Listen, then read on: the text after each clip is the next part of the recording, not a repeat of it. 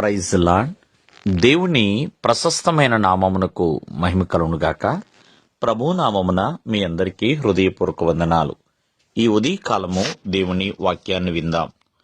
లూకాసు వార్త 15వ అధ్యాయము 20వ వచనము. వాడింకా దూరముగా ఉన్నప్పుడు తండ్రి వానిని చూచి కనికరపడి పరుగెత్తి వాని మెడ మీద పడి ముద్దు పెట్టుకొనెను.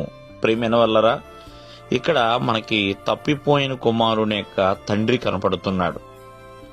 ఆ తండ్రి అతనిని చూశాడు, అంటే తన కుమారుని చూచి కనికరపడ్డాడు. మరి వెంటనే అతనిని ప్రియమైన వల్లరా ముద్దు పెట్టుకున్నాడండి. మనము జాగ్రత్తగా ఆలకిస్తే ఈ కుమారుడు తండ్రి ప్రేమను విడిచిపెట్టేశాడు, అలాగే తండ్రిని వదులుకున్నాడు, ఆస్తిని తీసుకువెళ్ళిపోయాడు, ఎంతగానో దుర్వ్యాపారాలకి గురైపోయి మరి సర్వము తను పోగొట్టుకున్న తర్వాత తండ్రిని గుర్తు చేసుకుని మరలా తండ్రి యొద్దకు వస్తాడు. ప్రియమైన వల్లరా, మనము జాగ్రత్తగా ఆలకిస్తే తండ్రి అతనిని క్షమించాడు, కనికరపడ్డాడు. అంటే తండ్రిని కుమారుడు ప్రేమించకపోయినా కుమారుడు మాత్రము తండ్రిని ప్రేమించాడు. ఇక్కడ మనము జాగ్రత్తగా ఆలకిస్తే క్షమాపణ అనేది చాలా చాలా శక్తివంతమైనదండి. క్షమాపణ అనేది అందరూ కూడా క్షమించలేరు.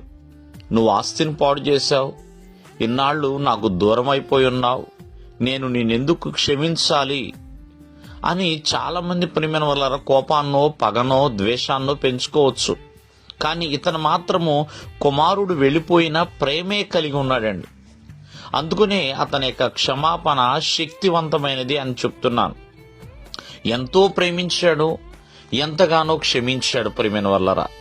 అలాగే నజరేయుడైన యేసుక్రీస్తు వారు కూడా మరి ఆనాడు ఇస్కరియోతు యూదాని ఏమీ అనలేదండి. అలాగే తనను కొట్టిన వారిని తిట్టిన వారిని కూడా ఏమీ అనలేదు. తండ్రి, వీరేం చేయుచున్నారో వీరు ఎరగరు గనక వీరిని క్షమించాడు. అలాగే స్టెఫను కూడా ప్రియమైన వల్లరా తనను రాళ్లతో కొట్టి చంపుతున్న వారిని కూడా క్షమించాడు తప్ప ఏమీ అనలేదు. ఆనాడు దావీదు కూడా ప్రియమైన వల్లరా అబీగయిల్ని బట్టి నాబాలుని క్షమించగలిగి ఉన్నాడు. క్షమాపణ అనేది చాలా శక్తివంతమైనది. చాలా మందికి దాని యొక్క విలువ తెలియదు.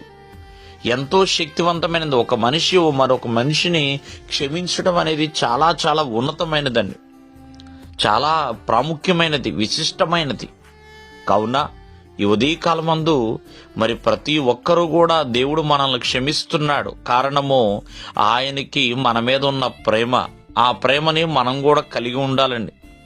ఆయనకి వద్దకు వచ్చిన వారిని ఎన్నడూ కూడా ఆయన త్రోసివేయడు. దేవుడు మిమ్మల్ని ఆశీర్వదించును గాక. ఆమేన్.